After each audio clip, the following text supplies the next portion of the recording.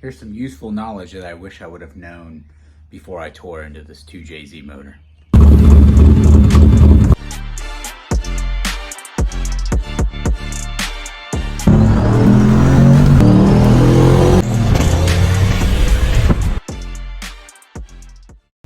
Okay, so having never worked on anything Toyota related, especially a 2JZ, there are things that when I tore it down, I didn't realize or anything on there. So when I removed the cams and was removing the head and stuff, I never understood how they set the valve lash and stuff. Well, I found out, but the hard way. Now you guys might have remembered me mentioning these little, pieces that go over top of the valve springs. Well, I was like, oh, look, it's like a little round bearing thing, whatever. Wasn't exactly sure, but I found out. And believe it or not, these little things are called shim over bucket. So that little round thing that's spinning comes off of there, and that's a shim, okay? And like this one's 108 thousandths. I've measured them all. And the ones I have vary from 106 thousandths to 112 thousandths. And they just go right inside of that little fella right there, just like that. And they just sit inside of that. And actually having to put them in, that's even weirder. So they sell special tools just to do that. And obviously I don't have those, and I'm going to figure out how to do this without them, which really shouldn't be too hard. I'm going to throw whatever shims I have in whatever order, because what I should have done is when I tore this head apart is taken those out and marked them where they went.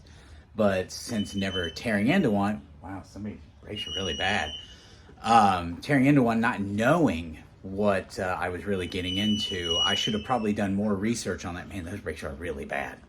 Waited for them to leave. So what I should have done is dug more into the research end of things. And that's my own mistake, I mean, that's me. But now, since I put myself in a hole, I have to figure out how to dig myself out of it. So what I'm going to do is I'm going to do one side at a time, just put whatever shims I have in there, and I'm going to start with all the lower ones, and then tighten down one cam, and then you have to check it in sequence. And that's something I'm not really going to get into. That's something that you can look into or whatever if you're doing this. But you can check cylinder, 1, 2, and 4 on the timing mark straight up, and then at 180 down, it's 3, 5, and 6. So what I'll do is I have to get a feeler gauge in between there on the intake side. I believe it said you have 6 to 10 thousandths play, or shim stock that you should be able to fit into there. 6 to 10 thousandths gap. And on the exhaust side is 10 to 14 thousandths. So obviously we're shooting for nominal, which would be on the intake side 8 thousandths and 12 thousandths on the exhaust side. So what I'll do is I'll measure each shim I have and put it in the buckets, and I'll put them in order. So that way I can see where I'm shimming at and exactly how much space I have in between there. And then I can say, okay, I need to subtract this much or add this much more shim, and then measure the rest of the shims and see what I have to equal everything out where it needs to be, which sucks because there's literally 24 valves, but it's a great learning experience that I probably should have thought of beforehand. So as you can see, got my 108s in there on top of there, and there's what it looks like without it.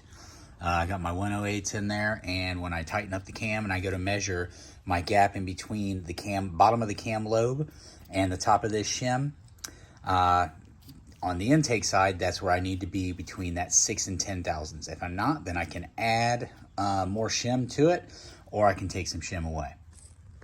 All right, I got some assembly lube in there, and I've got all my shims in there measured out, what sizes they are. And if you noticed, I went all different sizes all the way back. So my reason for doing that is I want to see basically what all different sizes, maybe just the intake side itself might want. So what I'll do is I'll measure each one individually.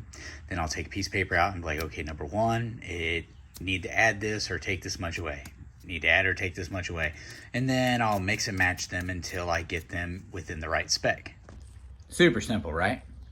So word of the wise, learning from my own mistakes is If you're not exactly sure what it is, maybe research it a little bit. I got ahead of myself and it bit me. So don't forget to like and subscribe, guys. So I'm going to go ahead and get these shimmed up, and I'll let you know in the next video how that goes. See you around.